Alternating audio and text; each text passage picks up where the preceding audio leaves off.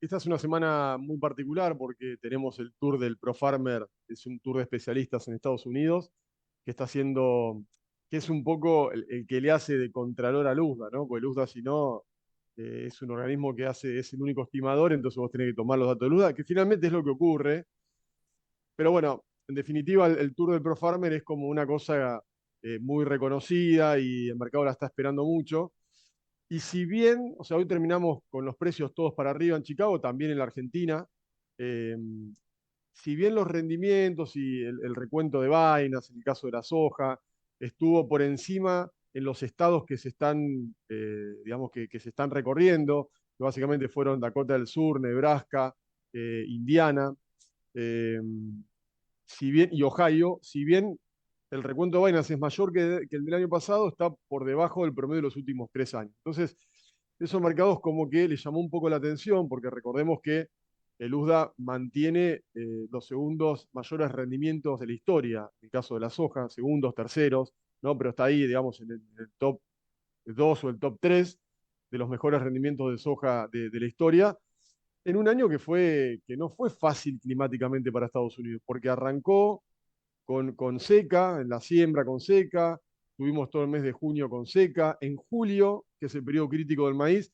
empezó a llover un poco en algunos estados, sobre todo en los más al este, que son Ohio, Indiana, después en los de más al noroeste, que son los de las Dakotas, eh, ahí la situación nunca estuvo del todo mal, como si está en el centro de lo que es el Midwest o el cinturón sojero maicero. Con lo cual, este tour de especialistas está todavía sacando Nebraska, si querés, pero que es el estado que más, digamos, riego tiene. Te diría que todavía no empezaron con los estados más complejos, que además son los más productivos, como Iowa, Minnesota, Illinois.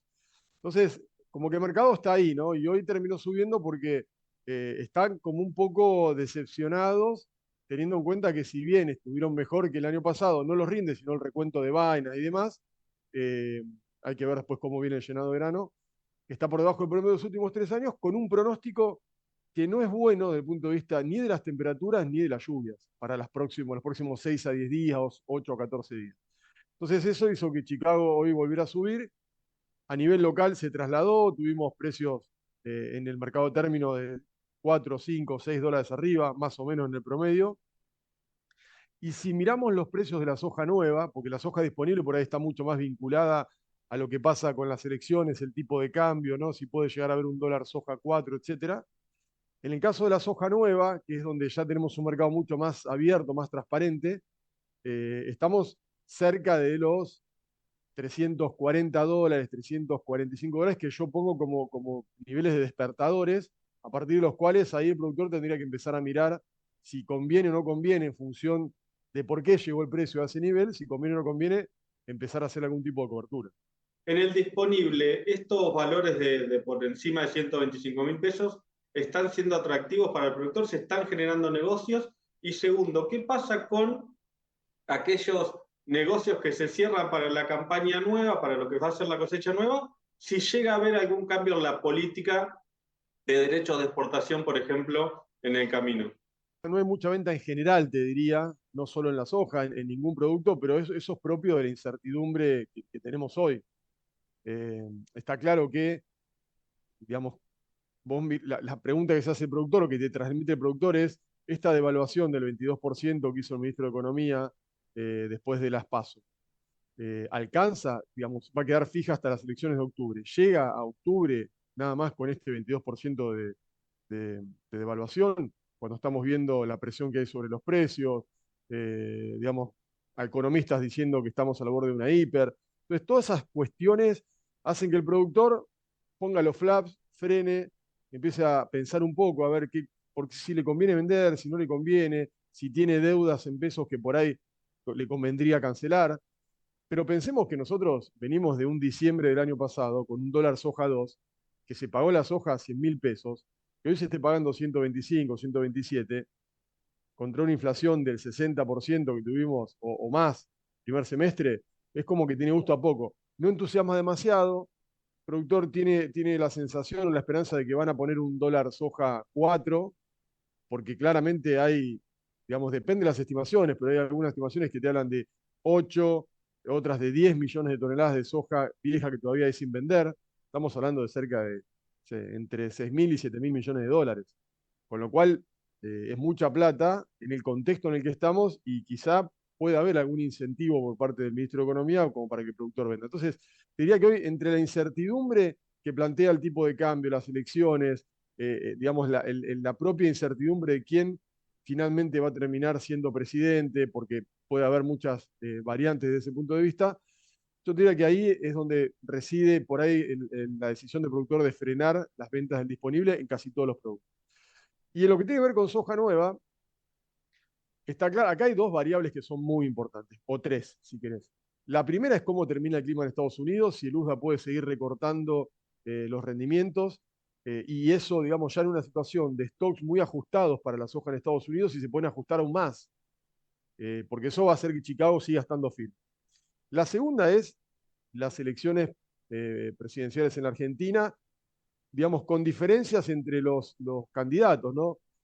Javier Milei en algún momento dijo de que se eliminaría los derechos de exportación, después, digamos que se tomaría cuenta de ganancias, entonces no está tan claro, tampoco los tiempos, no es que asume en principio, y te eliminaría los derechos de exportación o te los pondría a cuenta de ganancias, eso va dentro de todo un programa económico que tiene que ver con la dolarización, pero para él la dolarización puede estar de acuerdo a la velocidad con la que la gente canjee los pesos por dólares, puede haber una dolarización que termine entre los 9 y los 24 meses. Entonces, quizá no llega a la cosecha nueva.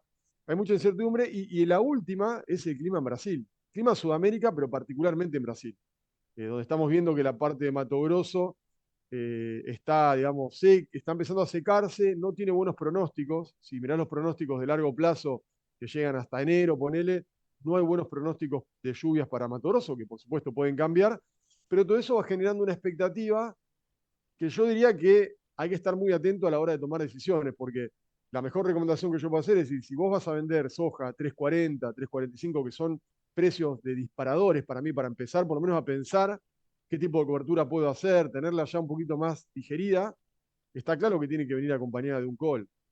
Por estas últimas dos razones, porque si gana Javier Milei, que tiene en principio, por cómo fueron las pasos, bastantes posibilidades de ser presidente, y elimina las retenciones, o no ocurre eso, pero se complica el clima en Brasil, cualquiera de los dos factores o los dos factores sumados tienen el potencial de generar una suba de precios interesantes. Son potenciales, pero hay que aprender a cubrirlos para que, digamos, si llegan a ocurrir, no nos agarre a contrapelo, ¿no? De las decisiones comerciales. De productora y te pregunto por el maíz, ¿cómo estuvo la operatoria en la jornada de hoy y en los últimos días? El maíz un poco lo mismo que en la soja, también este tour de especialistas muestra en los lugares, en los estados de Estados Unidos que estuvieron haciendo la recorrida, que si bien los rendimientos pueden estar por encima del año pasado, están por debajo del promedio de los últimos 3 años. El conteo de granos por marlo, ¿no? Ese tipo de cosas que van generando componentes del rendimiento final. Todavía falta el peso de 1.000 granos, pero bueno, esos digamos, componentes del rendimiento están un poquito mejor que el año pasado, pero por debajo del promedio de los últimos 3 años, con lo cual el mercado tiene dudas si los rendimientos que plantea Luzda van a ser finalmente posibles de obtener, y claramente eso se refleja en el precio en los últimos días, sobre todo hoy. En la Argentina también se trasladó algo que no venía ocurriendo, ni en la soja ni en maíz, pero sobre todo en la soja, que no venía traccionando como venía ocurriendo en Chicago. Bueno, hoy, tanto en la soja como en el maíz, los precios en el mercado término de Buenos Aires, del MAT Barrofex, también tuvieron subas de 4 o 5 dólares. Y de nuevo, también, si yo miro un maíz primicia, sobre todo el maíz que viene primero, para abril, mayo, bueno, son valores que se acercan a los 190 dólares, que para mí son precios que empiezan a disparar, o disparadores o despertadores para empezar a ver si no conviene empezar a hacer algún tipo de cobertura.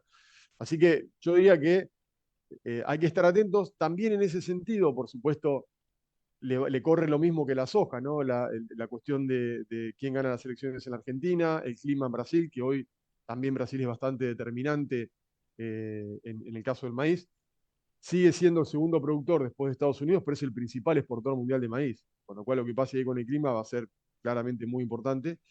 Y después lo que ocurre en la Argentina con el clima, porque estamos en una situación en donde, si bien hubo lluvias que se dieron más para la parte del este, ¿no? La zona más litoral y demás, toda la zona continental, oeste de la provincia de Buenos Aires, La Pampa y sobre todo Córdoba, Santiago del Estero, etcétera, no hubo lluvias ahí. eh, y estamos esperando esas lluvias para el trigo, pero también para las siembras de maíz temprano. Entonces, y tiene que empezar a llover ahora, fines de agosto, principios de septiembre. Entonces, ahí por ahí, el maíz primicia, tenemos que ver si ese interés en sembrar por parte del productor se logra en virtud de lo que ocurra climáticamente las próximas semanas. ¿Está teniendo influencia en los valores esta demora en las lluvias en varias zonas del país? Yo te diría que todavía no, porque los trigos están lo que se sembró, que no fue toda la intención que se esperaba. Está bien, lo que está sembrado por ahora está bien. Estamos en un periodo del año en donde la demanda de los cultivos es relativamente baja. El cultivo está en estado de pasto todavía, está verde, eh, con temperaturas que no son muy altas. Entonces, todavía no, pero tiene que empezar a llover a partir de septiembre. Lo que sí hay que tener en cuenta para mí muchísimo en el mercado del trigo, todos aquellos productores que necesitan vender en cosecha y que hoy están demorando la venta, en parte porque no llueve, entonces no quieren que pase lo de este año. Recordad que este año perdimos la mitad de la cosecha y lo que terminó ocurriendo es que productores que tenían el trigo vendido finalmente después no tenían la mercadería física para poder entregarlo, lo cual generó un trastorno muy importante. Entonces, con esa, digamos, con eso que ocurrió este año, el productor está como curado de espanto. Dice, si no llueve, yo no me apuro a vender. Entre eso, que van a cosechar justo cuando esté cambiando el gobierno, esa incertidumbre también frena un poco la decisión de venta. Lo que sí yo tendría en cuenta que aquellos productores que necesitan vender en cosecha, o sea, que necesitan liquidez en cosecha, tengan a bien tener en cuenta que si finalmente llueve y tenemos una producción de 15, 16 millones de toneladas, con un Brasil que logró duplicar la producción en las últimas 2 o 3 campañas, no, nosotros este año por ahí no lo vimos en la Argentina porque estábamos imbuidos en toda la cuestión del tipo de cambio, las políticas, las decisiones del ministro de Economía, etcétera. Pero si vos hablás con un productor uruguayo o con un exportador uruguayo, lo que te va a decir es que no se sintió que Brasil estuviese, digamos, presente en el mercado del trigo de Uruguay o de la Argentina. No se sintió esa presión compradora que habitualmente ocurre con la mitad de la cosecha de trigo en Argentina y en Uruguay. Entonces, si nosotros este año en Uruguay y en Argentina tenemos cosechas normales y Brasil, que duplicó la producción, no presiona tanto, y en plena cosecha el productor tiene que salir a vender porque no está vendiendo ahora al forward, entonces lo tiene que vender en plena cosecha, bueno, eso puede ser un arma de doble filo para tener en cuenta. Después pueden pasar un montón de cosas, hay que ver qué pasa con el clima, hay que ver qué pasa con el clima en el hemisferio norte. Estamos con Estados Unidos en la zona de las planicies centrales, sobre todo Kansas, que vuelve a estar seco.